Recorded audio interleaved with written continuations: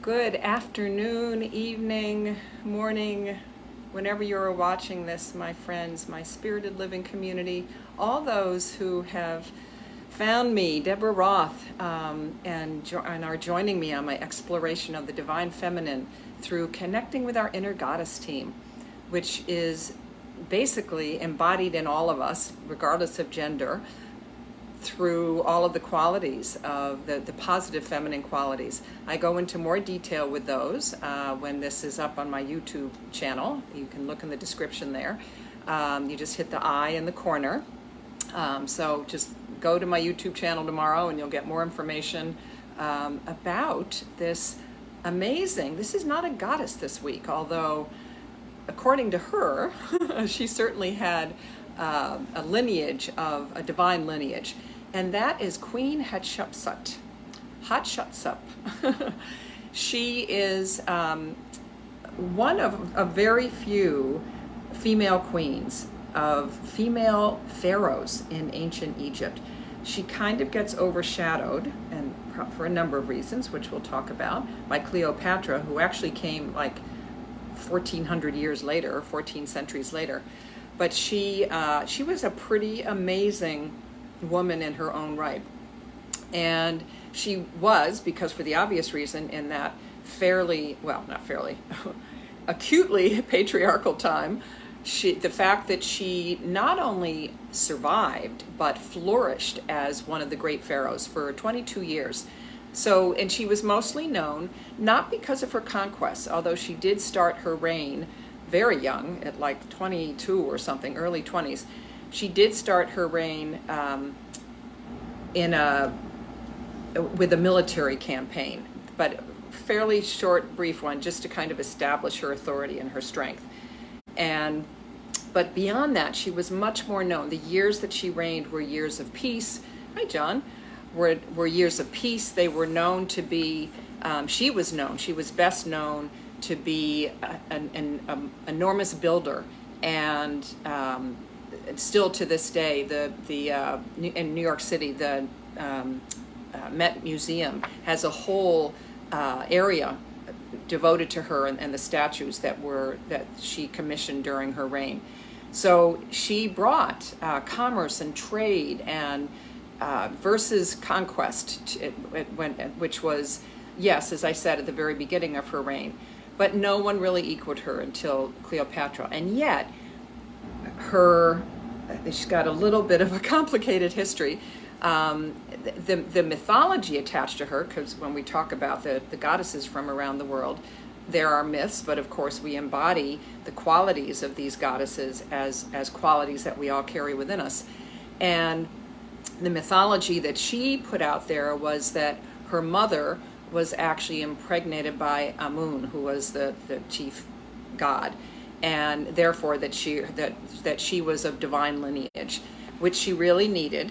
She was the daughter of a king, and when her father died prematurely, and apparently even before that, even as a teenager, she was brought into and was given royal duties and was apparently pretty adept at all the ins and outs of ruling a country. So that when her father died, her stepson, and then her husband and step-brother or half-brother died, and the child that was supposed to reign, whose name a lot of them had this name. Let me find him. I'll get him in a minute. Thutmose. He was only 3 years old, so she became his regent. And after about 7 years, she basically, having run the country for that long, she basically took over. And according to a lot of accounts that I read, she still included him in much of the running of the country, of Egypt. And because what then happened after she died, many of her images were defaced or destroyed. And the theory was originally that it was from this stepson, Thutmose, when he came into power, that he wanted to erase any knowledge that there was ever a female on the throne in the pharaoh's robes. But actually, historians apparently have questioned that because he really had an active role, and they think maybe it was his son who did it. But at any rate, she was, she started out her reign, and this I think, also speaks to the times, looking very feminine. This is kind of a classic, whoops, wrong statue. This is kind of a classic statue of her. You can see feminine features, even with breasts, the whole bit, long hair. But by the end of her reign, she increasingly took on masculine qualities because she felt that would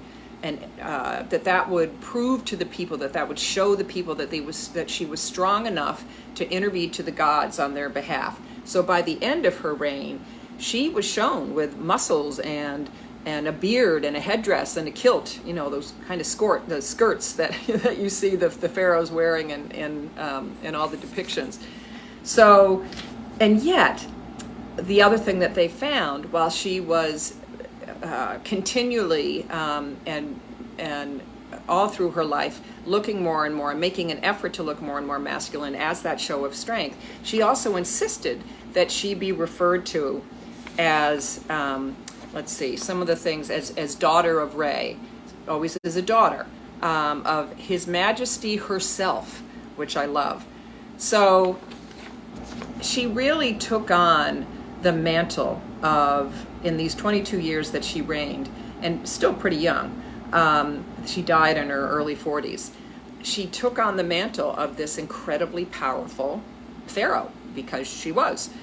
And she's most known for all the buildings that she built, and there was the mortuary temple that she created for herself. I don't know if I'll pronounce it right. It's the Temple of Deir el-Bahari, is considered one of the great wonders of the ancient world. She also had 200-foot tall obelisks that were erected at the great temple complex at Karnak, and which are still intact. They're still there. So, and her reign was known to be a very peaceful one. She also sent traders into, she had a big trade expedition into an area that she called Punt, I think was the name of it, which now today, again, I read a couple different variations of this, but one of them is that this was actually Israel, that this was Jerusalem, this area called Punt that they traveled to, and that she was the biblical, referred to in the Bible as the Queen of Sheba, who met up with Solomon. So interesting to see how that connects there.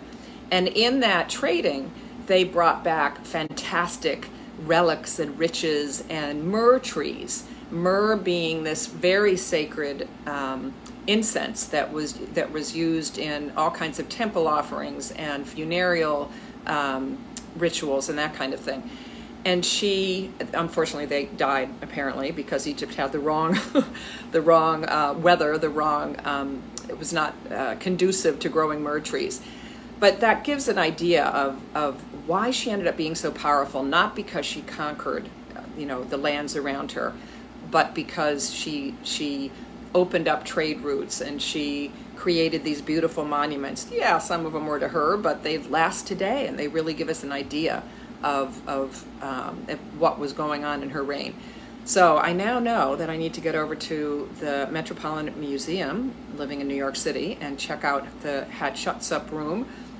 So she is a wonderful one to call on. We always look at that when we're looking at our goddesses and powerful women in history.